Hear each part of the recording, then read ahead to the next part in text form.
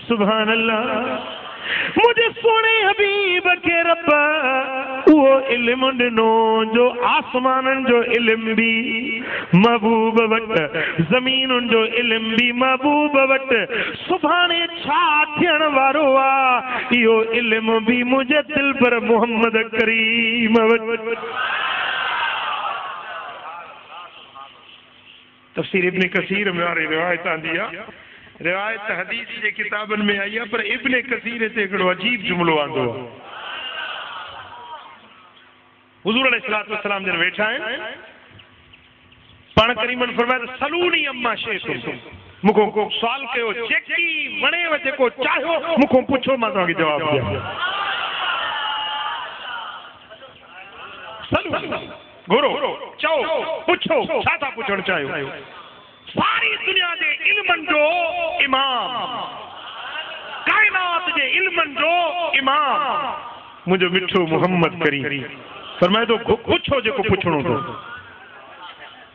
हज़रत अबू हुज़ाफा सहमी जो फर्जंद हो असाबी सगुरो, उन्हीं के माण्हू मेवणा ॾींदा उनजे नसब ते, उहो उथी बीठो चई या रसूल अल्लाह मुंहिंजो पीउ केरु आहे, मां कंहिंजो लुत्फ़ो आहियां।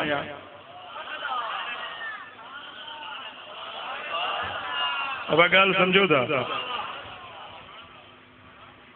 पर तुंहिंजो पीउ अबू हुज़ाफा सहमी आहे।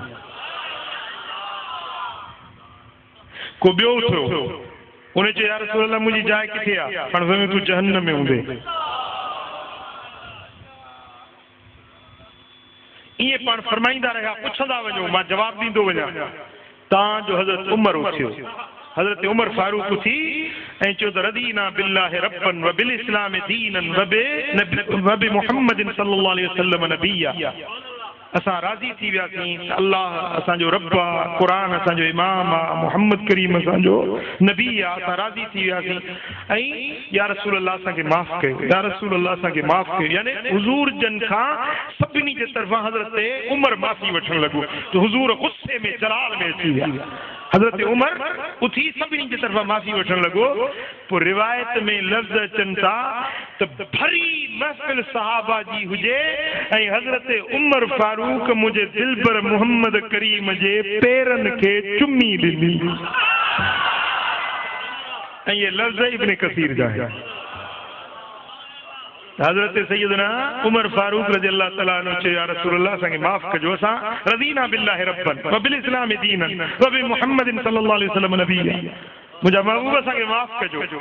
पोइ उथियो आहे ऐं महबूबनि जे कदमनि मुबारकनि खे चुमी ॾिनी।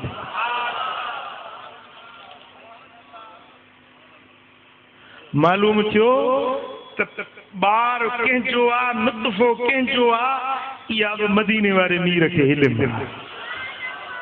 के कंहिंजो ठिकाणो किथे हूंदो इहा बि महबूब खे ख़बर आहे। केरु जन्नत में वेंदो, केरु जहन्नम में वेंदो, मुंहिंजे महबूब खे ख़बर आहे। तॾहिं त फरमायो अबू बकर तूं जन्नती आहीं, उमर तूं जन्नती आहीं, उस्मान तू जन्नती आहीं।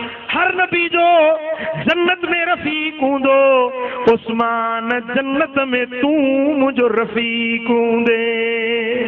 ए अली तू जन्नती आहीं, ए तलहा तू जन्नती आहीं, तू जुबैर जन्नती आहीं, ए साद तू जन्नती आहीं, ओ सईद तू जन्नती आहीं, ओ अब्दुर्रहमान बिन औफ तू जन्नती आई, ओ अबू उबैदा बिनुल जर्राह तू जन्नती आई।